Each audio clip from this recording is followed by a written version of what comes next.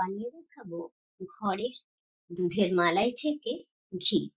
খুব সহজ পদ্ধতিতে মাত্র একটা বাসনে আপনারা এই ঘিটা বানাতে পারবেন। এর জন্য কোনো মিক্সি বা কোনো অনেক বাসনের দরকার নেই, আপনার হাত লাগাবারও দরকার নেই। এটা আমি একটা কড়াইতে 7 দিনের মালাইটা বার করে রেখেছিলাম, সেটা একটু নরম হয়ে গেছিল, সেটাকে আমি খুব ভালো করে ফেটিয়ে নিচ্ছি। আপনারা দেখছেন একটা হাতা দিয়ে খুব সুন্দরভাবে এটাকে স্মুথভাবে আমি ফেটিয়ে নিলাম। এবার আমি খুব ঠান্ডা জল দিয়ে, ফ্রিজের চিল ওয়াটার দিয়ে এই মালাইটাকে ধুয়ে নিলাম।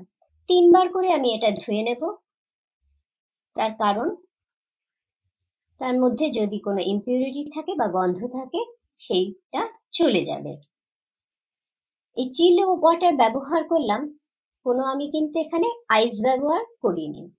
যেহেতু আইস ব্যবহার করলে আইসটা একটু গলতে টাইম লাগবে, তাই আমি চিল ওয়াটার ব্যবহার করেছি। এইবার এই জলটা ফেলে আমি এই কড়াইয়ের মধ্যেই এই ঘিটা বানাবো। এবার আমি হাই ফ্লেমে প্রথম 5 মিনিট এই মাখনটার থেকে ঘিটা হতে দেব। সেই সময় আমি কন্টিনিউয়াস নাড়িয়ে যাব, তার কারণ এটা আমি হাই ফ্লেমে দিয়েছি। প্রথম 3-4 মিনিট আমি হাই ফ্লেমে নাড়িয়ে যাব, তারপর আমি লো ফ্লেমে ঘিটাকে হতে দেব। যখন এই মাখনটা থেকে ঘি রিলিজ করতে আরম্ভ করবে, সেই সময় আমি একটু ঢেকে দেব, না হলে ঘি ছিটকে বাইরে গায়ে লাগতে পারে, সেই জন্য সেই সময় ঢেকে দেব আমি।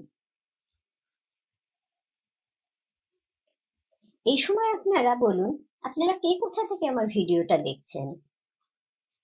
আপনাদের আমার ভিডিওটা ভালো লাগলে প্লিজ লাইক করবেন, শেয়ার করবেন এবং কমেন্ট করবেন। আপনারা কিভাবে ঘি বানান সেটাও আমাকে জানাবেন। দেখছেন বন্ধুরা, এবার আমি স্লো আঁচে ঢেকে কিছু দিয়ে দিচ্ছি, মাঝে মাঝে চেক করে নিচ্ছি যে ঘিটা বেরিয়ে গেছে কিনা। 5-7 মিনিট পরেই এইভাবে ঘিটা বেরিয়ে আসবে। যেহেতু প্রথমে আঁচটা জোর আঁচে দিয়েছিলাম, তাই জন্য খুব তাড়াতাড়ি এটা হয়ে যাবে।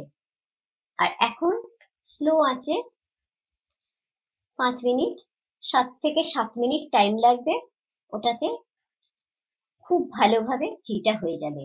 আর এটা আপনারা দেখতে পাচ্ছেন আমি স্টিলের কড়াইয়ে করেছি, কিন্তু তাতেও লেগে যাবে না, নিচে লেগে যাবে না।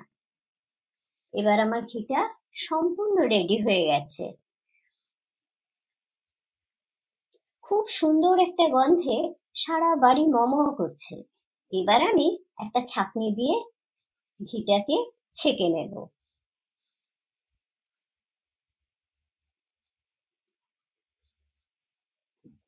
আপনারা দেখছেন বন্ধুরা, কড়াইটাও নিচে কোনো কিছু লেগে নেই, কোনো জলে নেই, কিচ্ছু হয়নি।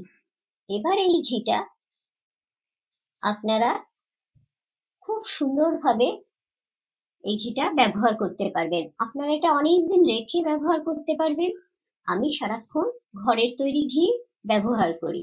আপনাদের ভালো লাগলে আমাকে অবশ্যই কমেন্ট করে জানাবেন।